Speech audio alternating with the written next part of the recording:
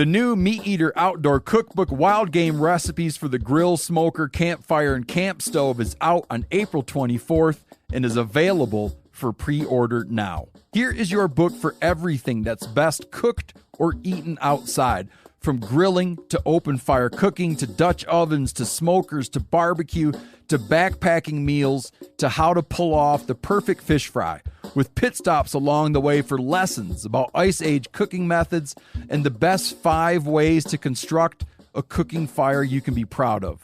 And of course, we're focusing on wild game and fish here with over 100 recipes, including stuffed venison burgers 3 ways, wild duck with ahi verde sauce, a jerky made with cola, a gin and tonic made with fire-charred lemons, and grilled frog legs made with a sticky sweet sauce.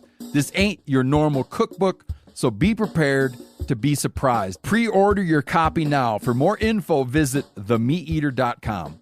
What's up, y'all? I'm KC. And I'm Tyler, and this is another Big Buck Breakdown from the Element Podcast. Brought to you by Exodus Trail Cameras.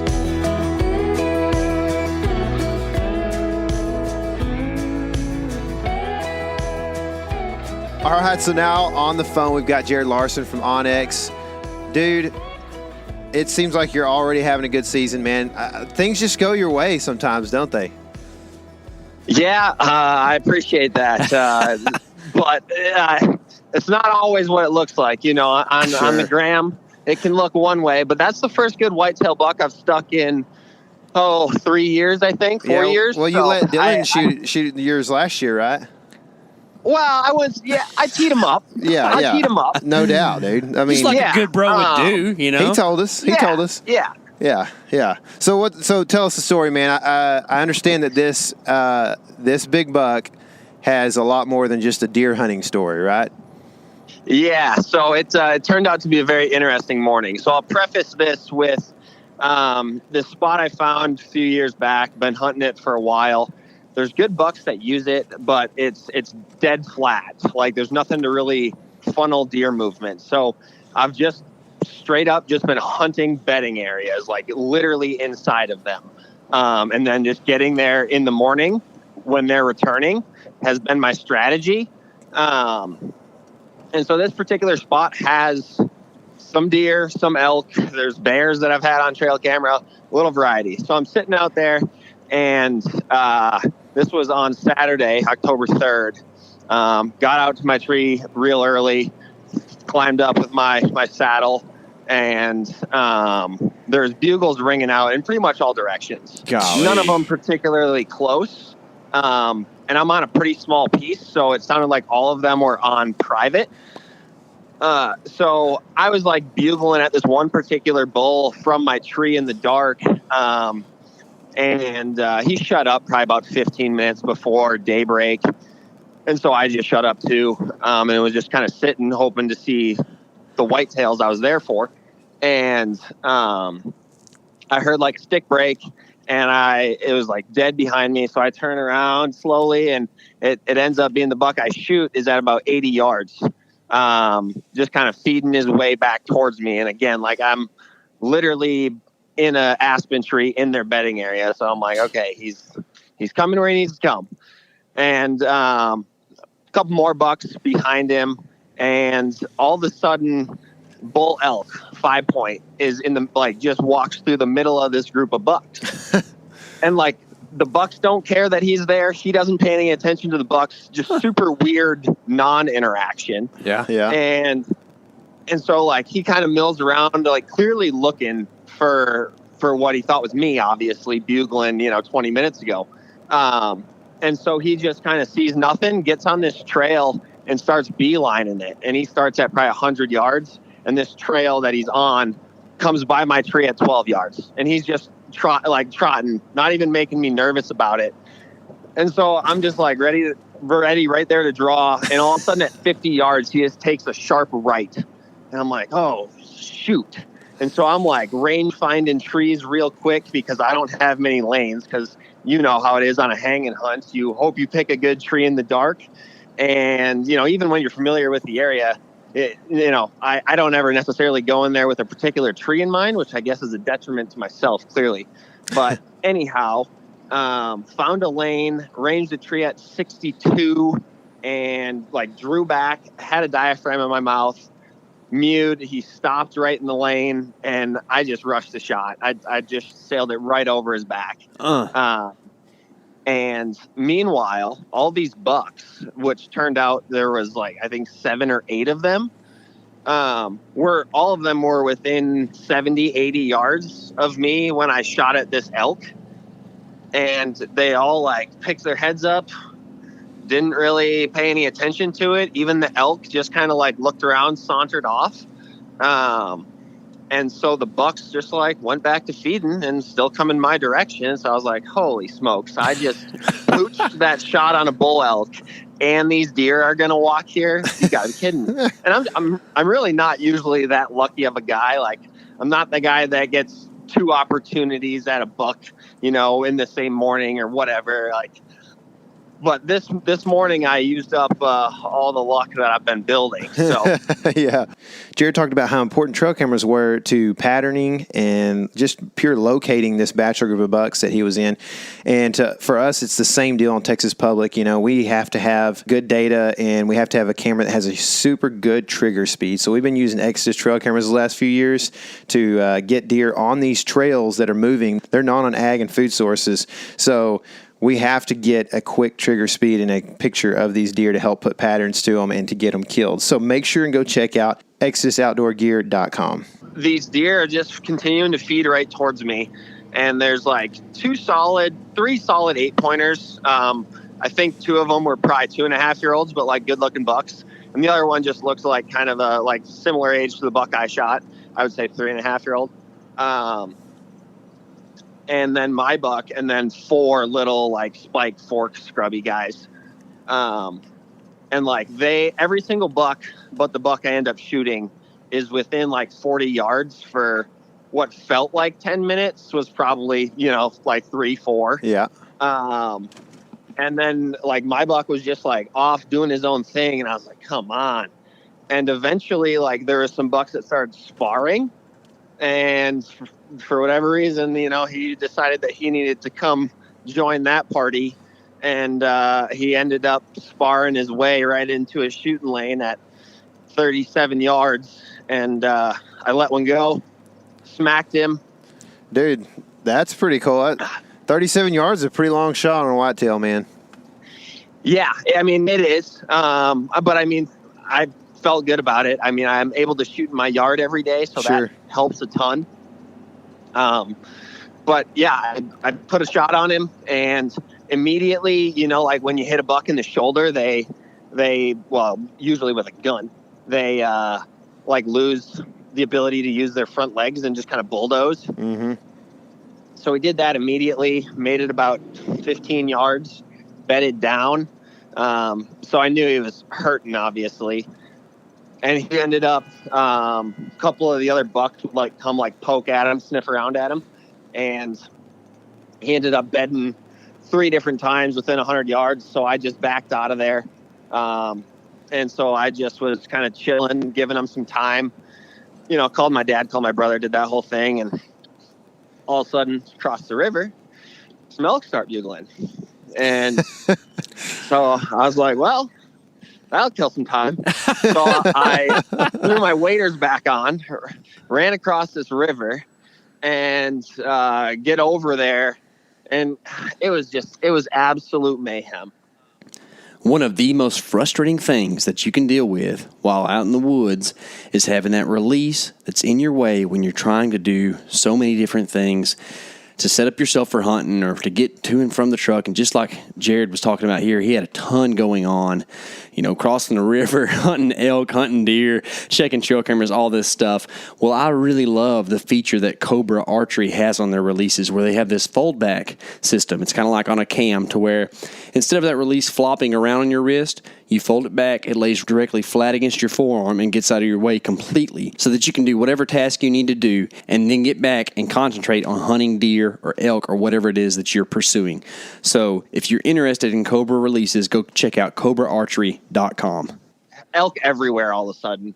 I counted like 8 bulls, all just screaming amongst this mega herd of cows.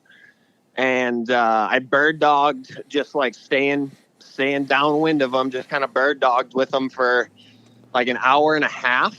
And eventually the herd like split into two. And one group kind of like bedded in this pretty stalkable spot. And so like it definitely had the smaller bulls in it. But I did not care at all. And so I started like belly crawling probably from, I don't know, it was probably a 70-yard belly crawl. And I was able to get into this piece of cover and to the edge of the meadow they were bedded just on the other side of. And I was about 36 yards from the closest cows. The bull, the main bull, the herd bull was in the middle, probably 70, 80 yards from me for the most part. And so I literally just like posted up behind this tree with my bow in hand, arrow knocked, and like a couple spikes. Of course, the only thing you can't shoot in Montana in the unit I was in. Walk by like diddly daddly do, doing nothing at like 25 yards. And I was more than willing to shoot a cow if she gave me a good shot, but they were all like bedded and just chewing cud and like hanging out. And the bull he was like raking trees. He was, sniffing butts, but just never came out to the edge. And so eventually I was like, man, if the wind swirls, like this is all going to go south. I just want to shoot a cow. And at that point, like one cow had like moved beds and I could shoot her bedded at like 42 yards. And I was like, all right, I drew back a couple times and I just didn't like the bedded shot. So I just decided to mute a couple times and sure enough, she stood right up. I would say like a very slight quarter, put a shot on her. And I honestly wouldn't have poked her any different than my arrow ended up going, like buried in her opposite shoulder, buried into it, like 3 inches of arrow sticking out, just saw the fletchings as she turned. And she took off. The whole herd kind of blew up. So it was just a massive explosion of elk. And I was like, man, that's a dead cow elk. And I knew I had a dead buck over there. And the high that on Saturday was like 70 degrees, 75 degrees. So I immediately called 2 buddies and was like, guys, I need some help. And so at that point, I just like went to where I shot her, looked around for like initial blood, like right at point of impact, didn't see anything. But I was like, all right, I'm just going to hang a couple pieces of clothes here, go look for this buck, get that thing cut up and cooling off, and then come find this elk. And so that's what I did. Went over there and freaking was walking on the buck, had an arrow knocked because I figured it was like probably a 1 long hit. And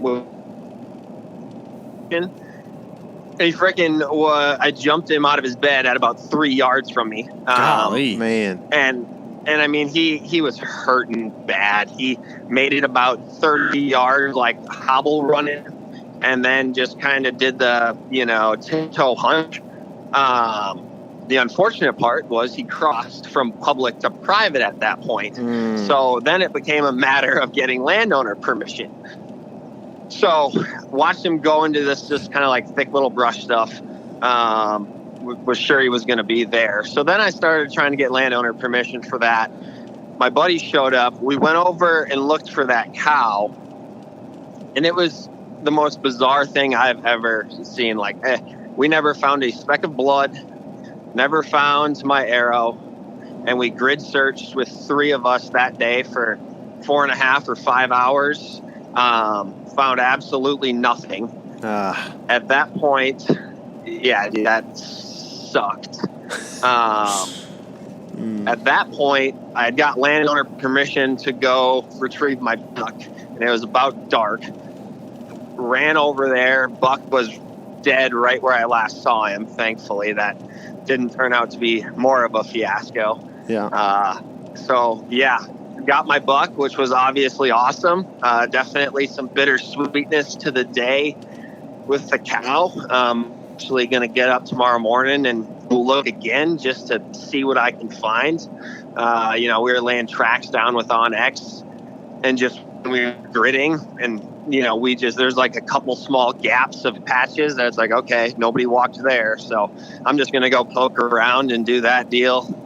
But a pretty crazy day in the woods. Yeah, man, it's nuts. Highs and lows for sure, which, I mean, you talking about like a quick snapshot of what hunting is, right? That's just the way it goes. But the good thing about nature is that nothing goes to waste. Tyler likes to say this all the time, right? Like, everything's got to eat something. And the good thing about your situation is y'all live in grizzly country, so the more elk the grizzly eat, the less people they do. So maybe maybe you help some hunter out this season by giving a grizzly a meal, But yeah, I know that's no consolation. So actually, be careful on Saturday. I don't know. I'm kind of grizzly scared, so everywhere in Montana is scary for me. But you know what you're doing. But this spot's not too concerning. So we'll see tomorrow morning. I'll give you a report if I find anything. Yeah, man. Well, for if sure. you find a grizzly, you might not give us a report. Yeah, that's right. That's right. Yeah. Oh man, that's cool though. That's a good looking buck, dude. Did you run trail cameras and stuff in there? Yeah, so I did run trail cameras in there all summer, and this buck was on there not infrequently. But to be honest with you, I was like, oh, that's a sweet buck. But there was 2 other bucks in there that were sweeter. But they both kind of have been MIA for the last, I don't know, 2.5, 3 weeks. Yeah. And then, as luck would have it, the morning after I shot this buck, one of those 2 was on my trail camera at like 5 a.m. So, Dang. I mean, that wouldn't have done me any good. But of course, he was right back in there. So. Sure. Yeah, you're just gonna hook Dylan up again this year, aren't you? That's what's gonna happen. No, nobody's going in there. Nobody's getting this one. Right. That's funny, dude. That's awesome. So, how'd you come across? Like a lot of people don't seem to be like focused on bedding so much in, say, Montana or some of these western states. They focus more on like where's an alfalfa field or whatever. Totally. And then they know where general bedding is, but not so specific as I'm going to go hang in the middle of the bedding. It's just like I know deer are coming from this patch of woods into this alfalfa field, so I'm going to get between them. What led you to this place as more specific bedding? Honestly, I mean, summer scouting. Yeah. There's no better time to walk around in new areas and bump bucks. Like, you're not really going to affect the hunting season if you're in there in June, July doing that. And I mean, at least with this spot, they consistently bed there from everything that I've seen is pretty much all year round.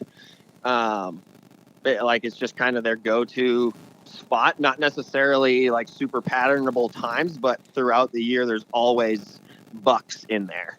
Yeah.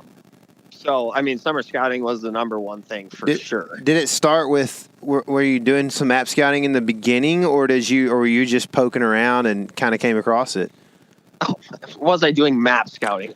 I mean, no, dude, he was ripping browns. I'm trying to set you up, but but for real, how did you come across it? Yeah, I mean, it's hunting borders. Like, as you said, a lot of people are like focusing on the alfalfa fields and stuff, and obviously that's where they're eating.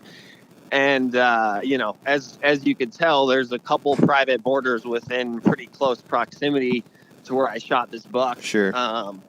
And that's where the food is. I mean, no different than in Texas or in Wisconsin or in Montana. Right. The food's usually on the private land. Right. Yeah. So speaking of Texas, Wisconsin, that sort of thing, man, the rest of the world is just starting hunting season. It sounds like you've already filled at least one tag. And I know Montana gets just dead cold, in late season. But man, what do you do when you fill tags early like this? Well, thankfully, I got a few trips going on. Nice. Where are you headed? I'm headed to North Dakota for a duck hunt next week. Sweet. Nice. And then the Dakotas are cool. Yeah, it's gonna be a good one. Wisconsin for a bow tag, Oklahoma for a bow tag, and Iowa for a bow tag. Nice. So you drew Iowa, huh? Yeah, I drew Iowa again for the first time since graduating school there. So I'm stoked to go back. That's cool. You gonna hunt the family land there? Yeah. I love that place. Dude. Can't wait to get there. Yeah, it's gonna make for a 6th season, dude. Maybe we should have interviewed you now. We might have to interview you for more or When something. you shoot at 200 in Iowa. I'm all about it. But hey, I've talked enough. Can we talk about what happened? Yeah. We released a podcast. Actually, the day we record this one with you, but the South Dakota podcast is out. So we can talk about what's been going on, man. Yeah, because I got after that video you sent, dude, like honestly, the brow tine on my buck. I don't know if you kind of like saw it, but yeah, his left brow. I don't know. I'm just a brow tine guy. Yeah, I love a good brow tine, and that buck. Oh, dude. Yeah, he makes you want to cry. My heart hurts for you. I appreciate it, man. It's so. I'll tell the short story since we've really exhausted it elsewhere. But I hit that deer like square as hard as you can in the shoulder, just with the angle it was at and the way he ducked. He dropped on you too. Yeah, real hard, man. He was on alert. I grunted him in right there to 20 yards, and I thought I was going to be pretty good with the shot. And quite honestly, when I shot, even afterwards, I was like, man, that's a good shot. And then reviewed footage and saw that just not much penetration at all. So, after that, just every minute we surged belief went down on if we killed him. And then the next day, I actually saw him alive and well, doing good. So it just was, he just has a sore shoulder and a good memory of some Texas boy who decided to poke him one day. But, man, it's like you're saying, he's not like a crazy high-scoring deer, of course. He's an 8-point. But he's just so unique with those giant brows, and the brows are like 10 inches between them, like it's just nuts, man. I honestly, it's almost worth driving back to South Dakota. You know what I mean? Like just sometime just to try it. It's just crazy. But it's nice to, this is not at your expense by any means, but like to hear you having struggles, a guy who's just slinging arrows and killing stuff all the time, it's comforting just to know that you're not alone when stuff like that happens. Because the like you said earlier, the Instagram and social media worlds can make you feel like you're alone sometimes when you don't kill the biggest buck or make the shot right or whatever. So. Absolutely. And honestly, Tyler, I was stoked to hear shooting a 2.5-year-old buck like that, especially when you're out on a trip, that's awesome. I'm going to do that. When I stop doing that, then, I don't need to maybe shoot him on the first or second day, but by as you said, the 5th, 6th day, heck yeah, I'm going to take him home. Dude. Absolutely, I'm going to proudly hang him on my wall next to all my other ones. And I am too, more man. importantly, he's going to put meat in my freezer for the year. Yeah, absolutely, man. Tyler and I are big proponents of kind of bucking the old theory of don't pass on the first day what you'd shoot on the last. That's not true at all for me or Tyler. I don't hunt that way at all. No, that's I don't know, man. Guys who say that, they're completely entitled to their opinion, but, man, every day is a new day for me. I mean, even for instance, on this hunt we just went on, on day 3, my standards were different than day 6 or whatever it was. And sometimes, this day, I'm like, okay, in this setup, in the situation we're in, a 2-year-old buck is going to be a heck of a deer to shoot. And then, when I got my shot at my big deer, I kind of knew I'd have a good shot. We had seen that buck a few days ago. So you're like, sure. Well, things change, Yeah. So. Yeah, confidence boost goes a long way. And, I don't know. My whole new goal with bow hunting is, if my first reaction to seeing that deer is holy smokes, grab your bow. Yeah. If I'm excited about it, plug them. Oh, dude, we were shaking. Don't sit there and try to be oh, that's a 12-inch G2. No, dude, no. I ain't never thought about score from a tree stand. Yeah. No. Yeah. Well, I appreciate that, man. And hopefully we get to shoot a few more before it's all said and done this year. Yeah, well, I think you boys will find a way. It's barely into October. I know, man. Time is on our side. You know what's crazy? I've never shot a buck this early. No, that's what I was going to say. Is what's crazy is this is the earliest I've ever shot a buck as well. My dad calls me Mr. December because I'm always shooting deer in December because I'm just a lot of times I'm targeting a specific buck or something and a lot of the places I go, I'm low man on the totem pole. So I kind of get the backup spots, And and I got to find a way to pull it out, late season or whatever most of the time. So this is like I've never shot a buck in October. Actually, I've shot some does, but I've never shot a buck in October. So pretty cool thing for me to do. I'm with you, dude. Like it was like his. I was like, oh man, this thing is all nice and soft. Yeah. It's like, oh, this would be a unique shoulder mount. But then I was like, $500-600. Expensive. Yeah. Euros are where it's and at. honestly, dude, I really like Euro mounts. Yeah. I like them all, man. I've got plenty of shoulder mounts too, so I'm kind of like I don't know. I don't know what it's just going to be one of those things. Like same thing as like what buck you're going to shoot hunt to hunt. It's like, well, it's just going to depend. When I shoot that deer, I'll know if I want to shoulder mount it or not. So yeah. But well, I hope you have a house to house all those. No, I don't. I actually don't. We're just like you. We sleep on couches pretty much. So nice. Yeah. Heck yeah. So anyway, I'm building a house. So we should be starting very soon. So I'm pretty excited. Very soon. So that means like February after hunting season? Yeah. I mean, pretty much like I'm going to be contracting it from the road. And if something goes wrong, I'm just going to have to fix it when I get back. Sorry. All right. Respect. Anyway, I like it. Well, we appreciate you coming on and doing this, man. And congrats on that big deer. What's the Instagram handle so people can go check it out? Jared C. Larsen with an E-N. But yeah, appreciate you boys having me on. KC, my heart goes out to you. I appreciate it, dude. Get back on the range, boost the confidence, shoot a couple arrows, and zip a doe for the freezer and boost it. And Tyler, good work. Thanks, man. Good shooting. Way to bring home some meat. And keep it rolling, boys. Let's talk soon. Same thing to you, dude. Good luck. All right. See you, boys.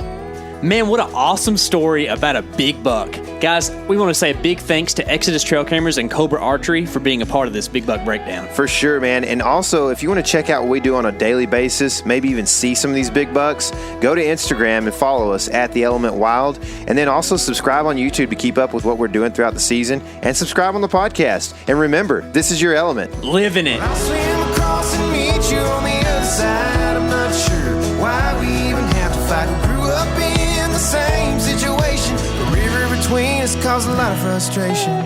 Brothers, let's forgive and forget.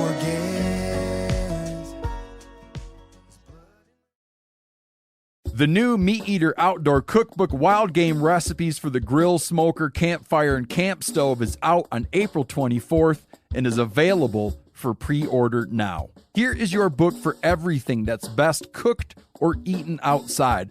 From grilling to open fire cooking to Dutch ovens to smokers to barbecue to backpacking meals to how to pull off the perfect fish fry, with pit stops along the way for lessons about Ice Age cooking methods and the best 5 ways to construct a cooking fire you can be proud of. And of course, we're focusing on wild game and fish here with over 100 recipes, including stuffed venison burgers 3 ways, wild duck with ahi verde sauce, a jerky made with cola, a gin and tonic made with fire-charred lemons, and grilled frog legs made with a sticky sweet sauce.